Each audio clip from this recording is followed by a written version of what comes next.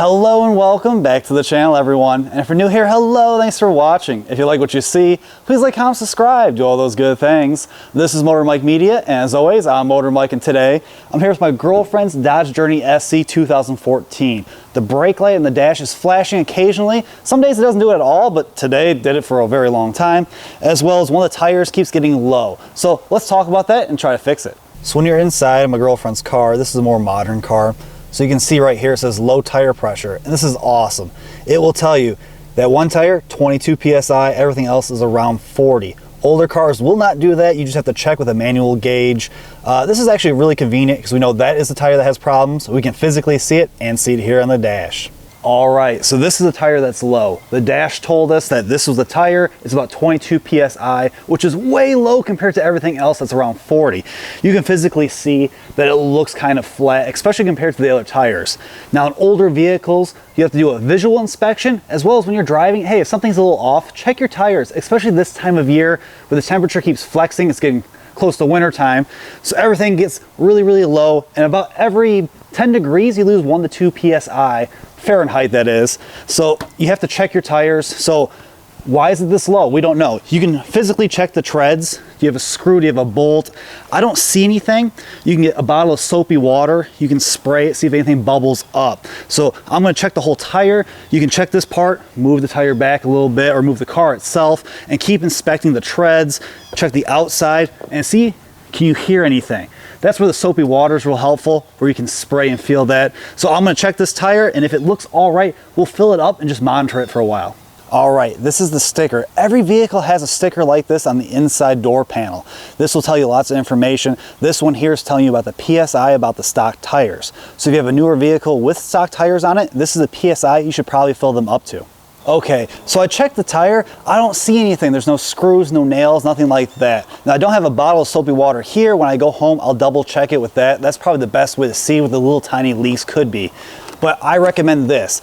Everyone have a little air compressor in your vehicle. So if you're out and about and you see something like this, you can fix that. That could be a dangerous hazard, especially in the wintertime. So having one of these is a great little gift. It's already past Christmas by the time you see this film, but this is a good birthday gift, Christmas gift. Having one of these, 20, 30 bucks in your vehicle is always a good thing to have.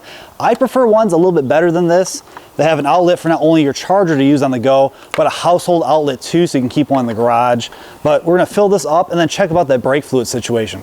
Okay, so under the hood of the Dodge Journey, you see the 2.4 liter World engine that Chrysler used back in the day. And they technically use it in the Journeys all the way up to 2020, which is just insane. It's an okay engine.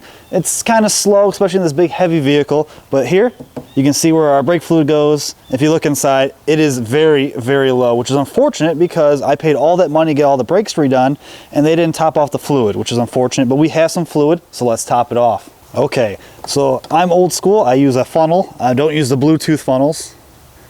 I'm just going to top this off. You can see on the side where my line is. I'm just going to keep filling until I get close to that line. And this was lower than I thought, guys. Now sometimes you have to bleed the brakes if you're putting a lot of fluid in, but I just want to top that off.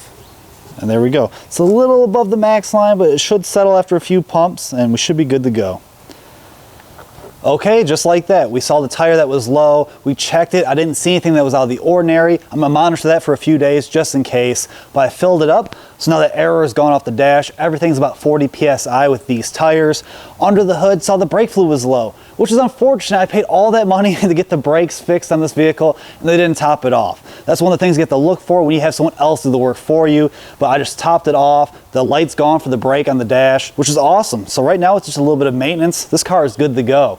But that's all I have for you guys today. I thank you all for watching. And if you haven't already and you want to, please check out my channel. I keep trying to give you guys more and more content. I talk cars, trucks, crossovers, and SUVs, combustion engines, just like this, and EVs, a little of everything. But please like, comment, subscribe, hit that notification bell. That way you guys can stay up to date with the latest and greatest from my channel. And as always, I truly, truly appreciate you all for watching, and I'll see you all in the next one.